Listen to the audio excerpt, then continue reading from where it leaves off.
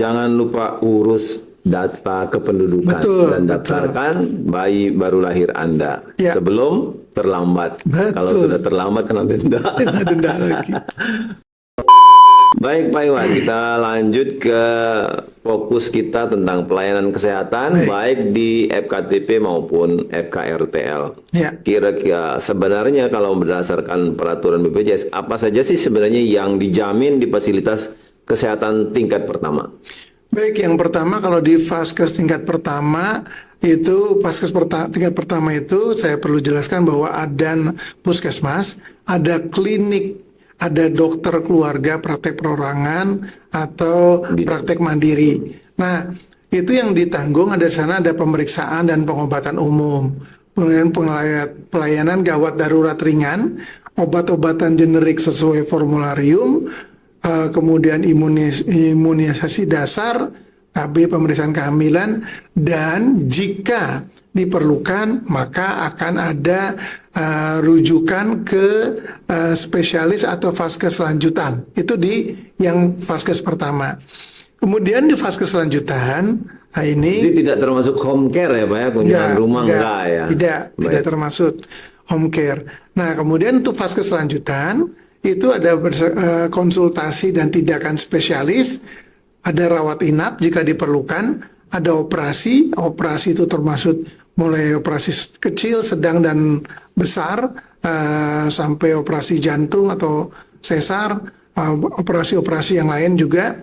Ada pelayanan di intensive care, ada ICU atau ICU dan NICU, ada kemoterapi, ya, ada pelayanan cancer, radioterapi, ada cuci darah, rehab medis, transfusi darah, kemudian tadi rawat inap sesuai kelas perawatan, kemudian kelas 1, kelas 2, kelas 3 sampai saat ini, kemudian penunjang, pemeriksaan penunjang seperti laboratorium, ronsen, CT scan, dan fisioterapi atau rehab medik itu yang yang diberikan oleh rumah sakit. Jadi itu semua jenis layanan yang bisa dilakukan baik di FKTP maupun di rumah sakit sebagai lanjutan dari pelayanan. Pak Iwan, kira-kira ini kan banyak sebelumnya memang pasien kita kan spesialis oriented atau rumah sakit oriented. Nah, bagaimana nih kalau kapan pasien itu dirujuk atau kan idealnya memang melalui gatekeeper dulu di FKTP baru dirujuk. Kapan kalau berdasarkan aturan ataupun regulasi dari BPJS bahwa pasien itu dirujuk? Sebenarnya soal rujukan itu bukan diatur oleh BPJS. Sebelumnya ada rujukan dari kementerian itu aturannya dari kementerian tentang rujukan berjenjang. Tapi sebelumnya saya perlu sampaikan bahwa sebenarnya dari IDI kalau nggak salah ada 144 jenis penyakit yang sebenarnya bisa dilayani di vaskes pertama. Kami memegang itu. Jadi berdasarkan aturan kedokteran dasar bahwa ada 144 jenis penyakit yang semestinya bisa dilayani dulu oleh vaskes pertama. Oleh sebab itu, apabila nanti ke vaskes misalnya di vaskes pertama nggak care, udah deh daripada pusing aku rujuk aja. Nah kemudian bisa juga selain vaskes peserta nih yang biasanya dok saya mau minta dirujuk gitu, rujukan atas permintaan sendiri, bukan atas indikasi medis, tidak ditanggung oleh BPJS Kesehatan, oleh JKN. Nah jadi biarkan dokter dulu yang memeriksa di vaskes pertama. Jika memang kebetulan harus dirujuk, maka dia akan dirujuk secara berjenjang. Berjenjang seperti apa? Kalau di sini kan tidak ada rumah sakit kelas D. Ada klinik utama jadi ada klinik utama jantung paru kan di sini. Bukan, ada juga klinik klinik utama yang punya Pemda. Klinik utama Paru. Itu kan kelas D. Nah, itu bisa, tetapi sebelumnya memang setelah itu bisa dirujuk ke rumah sakit kelas C. Jika rumah sakit kelas C tidak bisa menangani, barulah kemudian dirujuk ke rumah sakit kelas B. Kelas B contohnya di mana aja? Kalau di Kabupaten Bogor ini 4 rumah sakit RSUD itu udah kelas B. Yang lainnya adalah rumah sakit swasta, contohnya Sentra Medica, Eka Hospital, kemudian itu ya, Sentra Medica dan Eka Hospital. Itu jika kemudian tidak ada untuk pelayanan ini, dia perlu memerlukan pelayanan yang lebih spesifik lagi, yang subspesialis, yang tidak bisa dilakukan di sini, maka kalau perlu dirujuk ke rumah sakit kelas A. Kelas A contohnya Fatmawati, Cipto, terus rumah sakit Hasan Sadikin, itu contohnya. Baik. Tipe B termasuk Gunawan tadi ya dok Pak?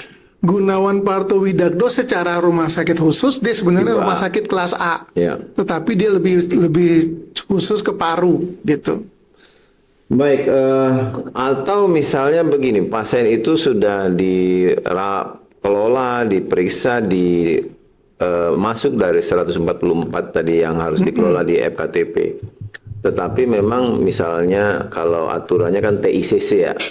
Nah, TACC yang time, age, comorbid, dan complication. Nah, itu yang betul. Memang harus diisi untuk melakukan rujukan. Baik Pak, kira-kira dalam sisi pelayanan ini ada standar mutu yang harus jadi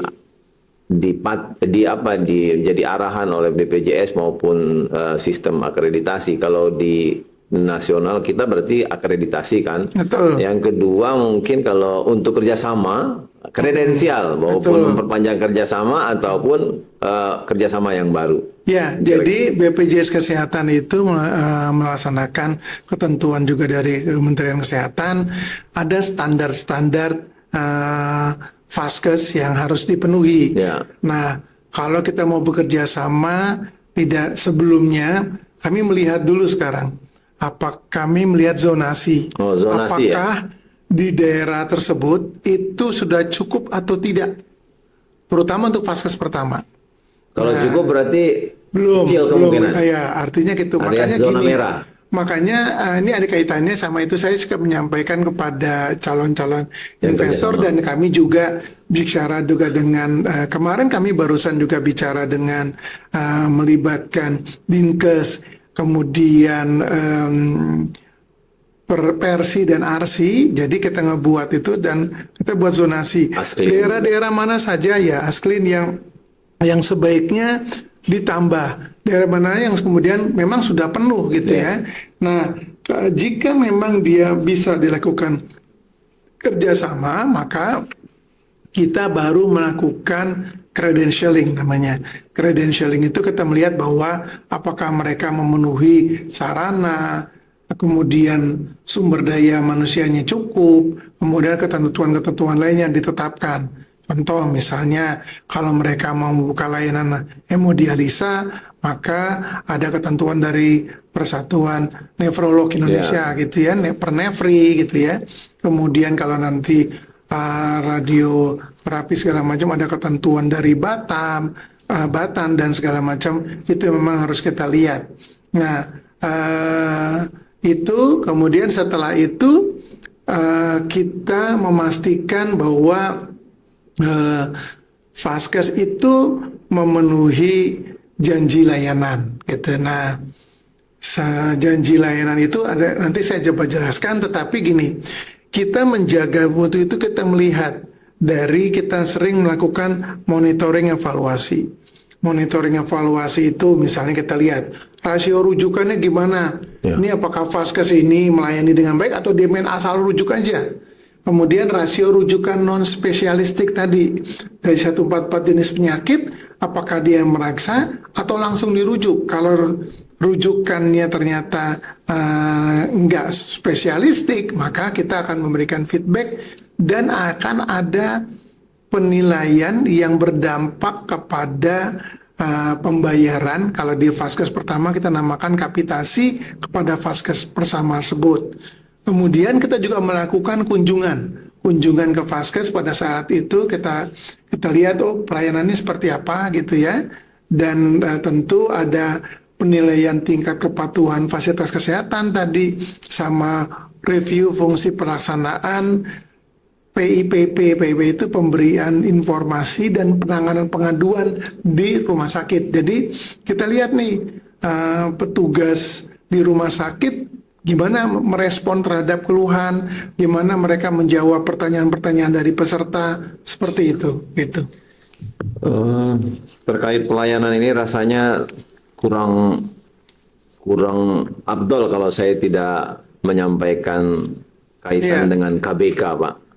Aplikasi berbasis komitmen. Yang pertama tentang angka kontak, yang kedua dengan rujukan spesialistik, yang ketiga tentang rasio penyakit kronis terkendali. Betul. Nah, ini biasanya kalau tidak sampai target kan untuk FKTP dikurangin, Pak. Betul. Nah, itu kalau kira-kira dalam waktu dekat akan ada perubahan nggak, Pak?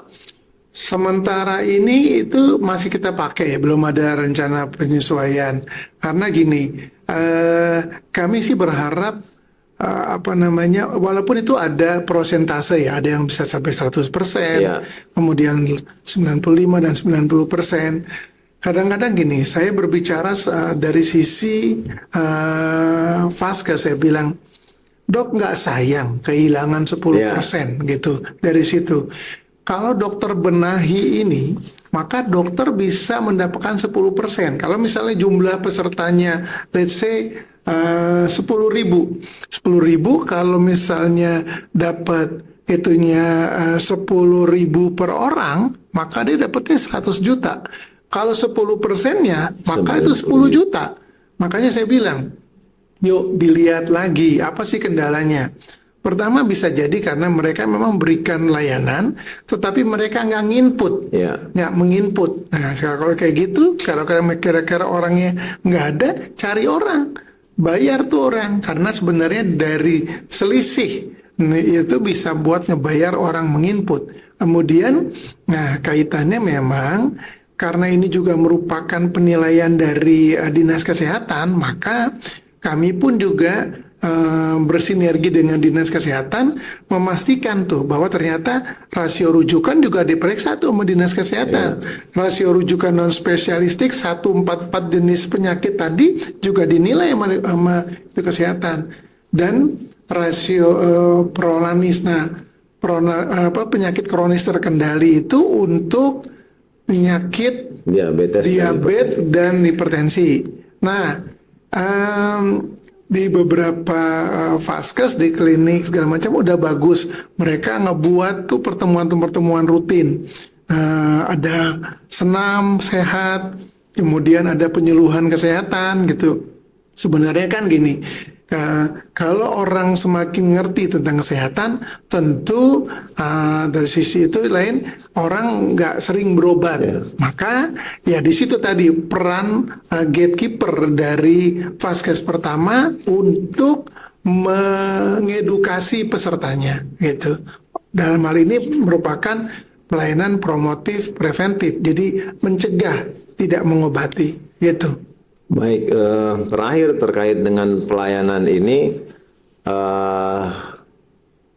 sebentar lagi dengar-dengar akan ada perubahan tarif, Dok, untuk rumah sakit dari INA CBGS menjadi INA DRG. Ya, terkait sama itu saya belum bisa berbicara banyak karena memang ini kaitannya sama Kris ya, dan penyesuaian iuran adalah siapapun pemimpinnya itu merupakan satu isu yang paling strategis bagi JKN gitu. Untuk itu memang kita belum lihat lagi, karena memang menurut saya walaupun INA DRG pernah kita terapkan ya, tetapi harus dilihat tentang kecukupan anggaran JKN, karena kalau INA DRG itu kan lebih fleksibel dibanding INA CBGS gitu. Pertanyaannya adalah, jika kita menganut sistem itu lagi, cukup nggak nih anggaran JKN gitu ya? Karena kan pemerintah juga kalau memang tidak cukup anggaran JKN, ada kewajiban pemerintah untuk tanda kutip nih memberikan subsidi terhadap program JKN. Gitu. Baik.